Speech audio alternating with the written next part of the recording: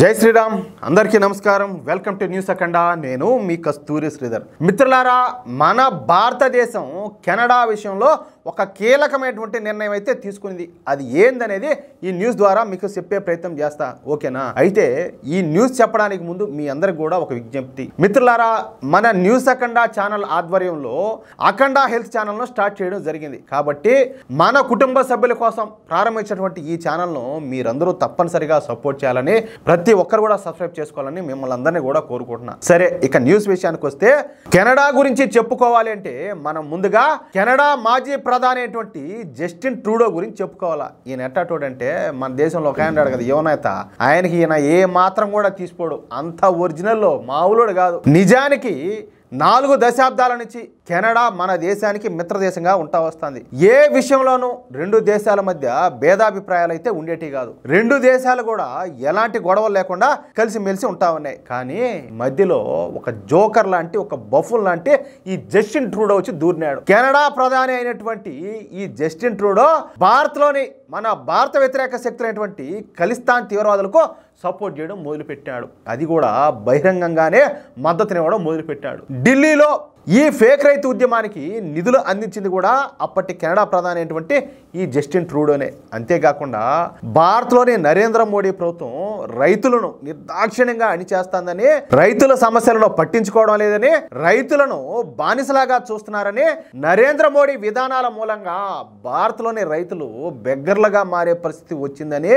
అమాయకపు పంజాబ్ రైతులను మోడీ ప్రభుత్వం కఠినంగా అణిచేస్తుందని చెప్పేసి ఈ జస్టిన్ ట్రూడో పెద్ద పెద్ద విమర్శలన్నీ కూడా చేశాడు వాస్తవానికి నిజం అనేది ఏంటో మీకు నాకు మనందరికి కూడా తెలుసు కానీ ఈ ఖలిస్తాన్ తీవ్రవాదులకు సపోర్ట్ చేస్తానంటే ఈ గాలేదవ ఎలాంటి వాడో ఒక్కసారి దాన్ని బట్టి మీరు అర్థం చేసుకోండి ఓకేనా అంతేకాకుండా ఈ ఫేక్ రైతు ఉద్యమానికి సహాయ సహకారాలు కూడా అందించినాడు ఇక అప్పటి నుంచి ఎక్కడ ఏ మాత్రం చిన్న అవకాశం దొరికినా భారత ప్రభుత్వాన్ని నిందించడం మొదలుపెట్టాడు ముఖ్యంగా పంజాబ్లోని ఖలిస్తాన్ తీవ్రవాదులకు తమ దేశంలో ఆశ్రయం ఇవ్వడం ప్రారంభించాడు ఇలా ఒకరు కాదు ఇద్దరు కాదు ముగ్గురు కాదు ఏకంగా 29 మంది ఖలిస్తాన్ తీవ్రవాదులకు కెనడాలో ఆశ్రయం కల్పించాడు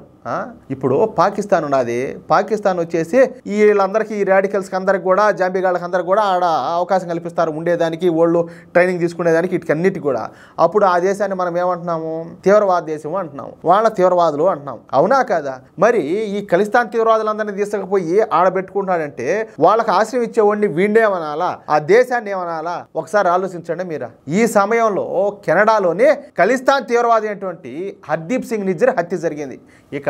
కోతికి కొబ్బరి చెప్ప దొరికినట్టు ఈ కెనడా ప్రధాని జస్టిన్ ట్రూడోకు ఇది మంచి అవకాశంగా దొరికిందనమాట ఈ హత్యను తనకు అనుకూలంగా మార్చుకున్నాడు ఈ హర్దీప్ సింగ్ నిజ్జర్ ను భారతదేశ ఏజెంట్లే చంపేసినారని భారత్ మా దేశ పౌరులను చంపడం ఏందని ఇది ఖచ్చితంగా భారతదేశం చేసినటువంటి హత్యనని ఒక ఊరకొక మాదిరి మరగడం ప్రారంభించాడు ఇక అవకాశం వచ్చిన ప్రతిసారి కూడా ఈ హర్దీప్ సింగ్ నిజ్జర్ హత్య గురించే మాట్లాడడం మొదలుపెట్టాడు దీంతో కెనడా భారత్ల మధ్యన తీవ్రమైనటువంటి విభేదాలు ఏర్పడినాయి ఇక కెనడాతో భారత్ ఈ దౌత్య చర్చలను పూర్తిగా నిలిపేసింది అయితే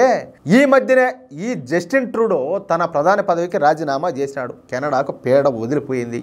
దీంతో కెనడా కొత్త ప్రధానిగా మార్క్ కార్నీ ప్రమాణ స్వీకారం చేశాడు అయితే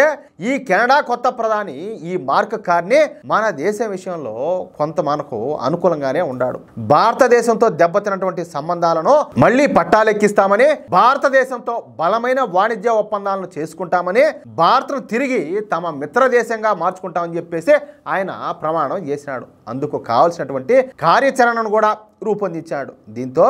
నరేంద్ర మోడీ ప్రభుత్వం కూడా మెత్తపడింది కెనడా ప్రధాని మార్క్ కార్నీతో సానుకూలంగా వ్యవహరించాలని చెప్పేసి మన భారత ప్రభుత్వం కూడా నిర్ణయం తీసుకునింది అంతేకాకుండా కెనడాతో దౌత్యపరమైనటువంటి సంబంధాలను మళ్ళీ పట్టాలెక్కించాలని చెప్పేసి మన మోడీ ప్రభుత్వం భావిస్తుంది ఈ సందర్భంగా మోడీ ప్రభుత్వం స్పందిస్తా జస్టిన్ ట్రూడో మూలంగానే భారత్ కెనడా దేశాల మధ్యన ఈ సంబంధాలు అయితే దెబ్బతిన్నాయి తమకు కెనడా మీద కానీ కెనడా పౌరుల మీద కానీ ఎటువంటి చెడు ఆలోచనలు కూడా లేవని ఇక పైన కెనడాతో సమస్యల పరిష్కారానికి కట్టుబడి పనిచేస్తామని చెప్పేసి మన భారత ప్రభుత్వం అయితే కీలక వ్యాఖ్యలు చేసింది అది ఆ విషయం అయితేనా ఇక్కడ నేను ఒక విషయం మీకు గుర్తు చేయాలా అది ఏందయ్యా అంటే మన దేశంతో కలిసి నడవడానికి ఏ దేశం సిద్ధపడినా కూడా ఆ దేశంతో స్నేహస్తం అందిస్తుంది భారతదేశం. ఒకవేళ మన భారతదేశాన్ని కనుక వ్యతిరేకిస్తే అది ఎంత పెద్ద దేశమైనా వాళ్ళనైతే ఢీ కొడతారు. అది ఇప్పుడు మన మోడీ హయాంలో జరుగుతుంది. అది మనం కళ్ళారా చూస్తున్నాం. అది విషయం అయితే మిత్రులారా, ఈ న్యూస్ కనుక మీకు నచ్చినట్లయితే ఖచ్చితంగా ఈ న్యూస్ నలుగురికి షేర్ చేయండి. అదేవిధంగా ప్రతి ఒక్కరు కూడా మీ యొక్క అమూల్యమైన అభిప్రాయాలను ఖచ్చితంగా కామెంట్ రూపంలో తెలియజేయండి. అలాగే ఇంతవరకు మీరు కనుక మన ఛానల్ని సబ్స్క్రైబ్ చేసుకున్నట్టయితే ప్రతి ఒక్కరూ మన ఛానల్ని సబ్స్క్రైబ్ చేసుకోండి, సపోర్ట్ చేయండి. జై శ్రీరామ్.